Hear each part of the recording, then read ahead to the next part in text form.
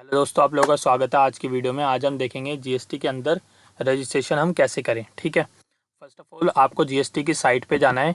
ठीक है, फिर आपको वहाँ पे सिलेक्ट रजिस्ट्रेशन करके न्यू रजिस्ट्रेशन पे क्लिक कर देना है। ठीक है, आपका ये प्रोसेस होने के बाद फिर आपको पार्ट ए पे जाना है। ठीक है, फिर उसके अंदर आपको अपने बिजनेस का नेम डाल देना है, पैन नंबर डाल देना है। टेन नंबर अगर आपको टीडीएस काटना है अगर जीएसटी में तो उसके लिए, अगर आप एनआरआई हैं तो फिर पासपोर्ट करना है। ठीक है, फिर इसके बाद आपको मेल आईडी और मोबाइल नंबर डाल देना है। फिर उसके बाद आपको वैलिडेट करना है। तो फिर आपका एक ओटीपी जनरेट होगा मेल आईडी का और इसका फ़ोन का। ठीक है, फिर वो जब दोनों चीज़ें आप फिल कर दोगे तो उसके बाद आपके पास फ़ोन पे और एक मेल पे एक टीआरएन जनरेट होगा, टेम्परेरी रेफरेंस नंबर। ठीक है, जो वैलिडेट होगा आपके पास 15 दिन के लिए। ठीक है, फिर उसके बाद आपके पास ये प्रोसेस पार्ट ए का प्रोसेस होने के बाद फिर आपके पास पार्ट बी का ऑप्शन आता है। ठीक है, फिर उसके बाद आप सेम प्रोसेस पे जाके जब आपने as a taxpayer select करोगे तो फिर उसके बाद आपको टीआरएन सेलेक्ट करना है। ठीक है, जब आप अपनी टीआरएन की डिटेल भर दोगे तो फिर उसके बाद आपको name of business, details of promoter, partners, authorise signatory etcetera, ये सारे ऑप्शन आपको ओपन हो जाएंगे आपके लिए भरने के लिए। ठीक है, फिर आपको जो ये एप्लीकेशन जब आप पूरी भर दोगे तो इसमें फिर दो चीज़ें होती हैं, या जो आपको जो वेरिफिकेशन करवानी है वो आधार के थ्रू वेरिफिकेशन करानी है या आधार के बिना करानी है। ठीक है, जो आधार जो रिक्वायर्ड नहीं है, ठीक है, या अगर आप नॉन सिटीजन है तो उसके लिए आपको रजिस्ट्रेशन रिक्वायर्ड, वो आधार रिक्वायर्ड नहीं है। ठीक है, या अगर आप गवर्नमेंट डिपार्टमेंट अगर कोई रजिस्ट्रेशन ले रही है या लोकल अथॉरिटी तो उसके लिए आधार रिक्वायर्ड नहीं है। ठीक है, स्टैचुरी बॉडी या पब्लिक अंडरटेकिंग कोई कर रही है तो। ठीक है, अगर कोई यूएन होल्डर है तो उसके लिए भी आधार वेरिफिकेशन रिक्वायर्ड नहीं है। ठीक है, अब आधार वेरिफिकेशन में भी पार्ट बी में दो चीज़ें आती हैं, जो ऑप्ट फॉर आधार वेरिफिकेशन करता है, ठीक है, और नॉट फॉर करता है। ठीक है, आधार वेरिफिकेशन के अंदर ये होगा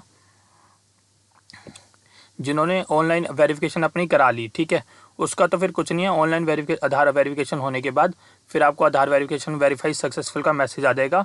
फिर उसके बाद आपको ARN जनरेट हो जाएगा। ठीक है, फिर आपके पास TRN की वैल्यू नहीं रहेगी, फिर आपके पास ARN वैलिड हो जाएगा। ठीक है, फिर इसका गवर्नमेंट की तरफ से अगर कोई ऑब्जेक्शन नहीं हुआ विद इन 7 डेज़ के अंदर, 7 वर्किंग डेज़ के अंदर आपको GST नंबर अगर अलॉट हो जाएगा। ठीक है, अगर कोई भी इशू नहीं आता है तो। ठीक है, जो भी आपने डॉक्यूमेंटेशन डाले हैं अगर इसके अंदर अगर आपका कोई इशू नहीं आता तो GST नंबर अप्रूव हो जाएगा। ठीक है, फिर इसमें आते हैं जो लोग आधार वेरिफिकेशन नहीं करते।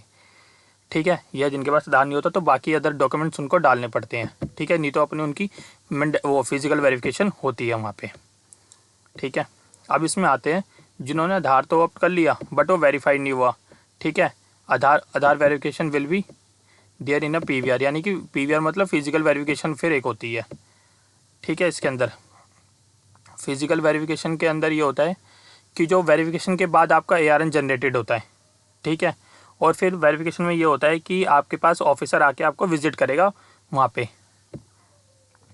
ठीक है, फिर यहाँ पे इसके बाद ये आता है अगर वेरिफिकेशन अगर होगी तो अगर कोई ऑब्जेक्शन अगर नहीं हुआ, वेरिफिकेशन होने के बाद अगर कोई ऑब्जेक्शन नहीं हुआ तो फिर वह हैंड टू हैंड फिर वो विद इन 7 वर्किंग डेज़ के अंदर आपके पास GST ग्रांट हो जाएगी। ठीक है, अगर उसमें कोई ऑब्जेक्शन अगर आता है तो विद इन 7 डेज़ के अंदर आपको फिर उस क्वेरी का आपको रिप्लाई देना पड़ेगा।